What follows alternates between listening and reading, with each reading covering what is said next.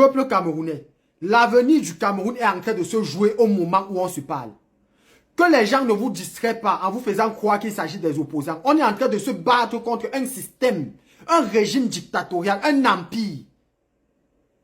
Et c'est pourquoi je vous ai dit depuis qu'il n'y a pas d'opposants au Cameroun en dehors de Kamto et de Baebek. Parce que ce sont les deux qui s'offusquent mutuellement de la forfaiture de ce gouvernement vis-à-vis de l'opposition. Parce qu'il y avait une opposition au Cameroun, ils se seraient tous levés pour s'indigner. Mais personne ne s'indigne parce que ce sont tous des sympathisants. Ce ne sont pas des opposants. Chacun se réjouit de la situation de l'autre. Je vous ai dit qu'au Cameroun, il y a deux opposants. Maurice Kamto et professeur Baebek. Tout le reste, ce sont des gens qui viennent se positionner soit en vue des élections de l'an prochain ou sur-prochain. Donc parlant de 7 ans ou dans 14 ans. Mais pour l'heure, il y a un seul opposant au Cameroun, Maurice Kamto. Famille, c'est tapé ça du Cameroun président de Degui. Moi, tapé ça qu'attend que le petit-fils de Mamani. Dans ma vision, je vous dis ce qui va se passer. Ce qui va se passer, c'est quoi? Kamto va aller en recours. Au recours, on va repêcher Kamto. Et maintenant, au niveau des élections, on va aller voter. Les voix ont été dispersées.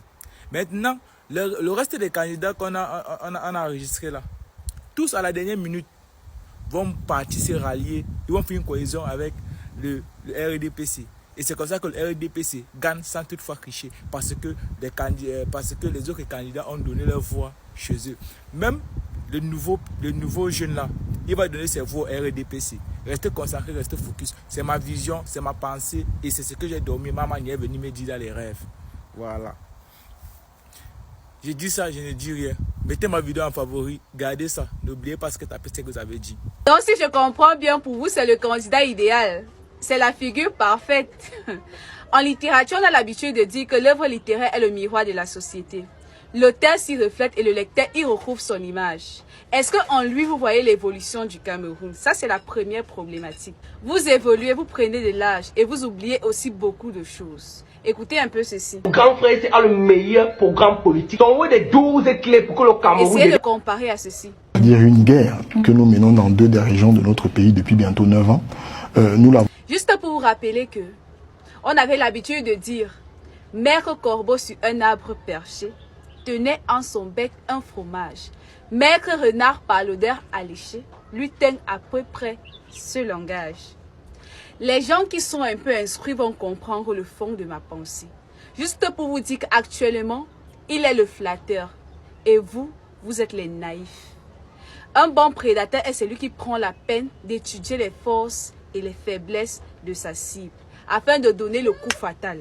Paul Biya n'a pas commencé à gouverner le Cameroun étant vieux. Il a eu une jeunesse et il continue dans sa jeunesse, là on peut le dire ainsi, son travail. Donc soyez sages.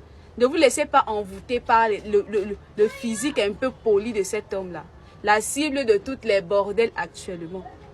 Vous allez voir une femme qui ne sait pas ce que fait Elekam, mais dit il faut du nouveau.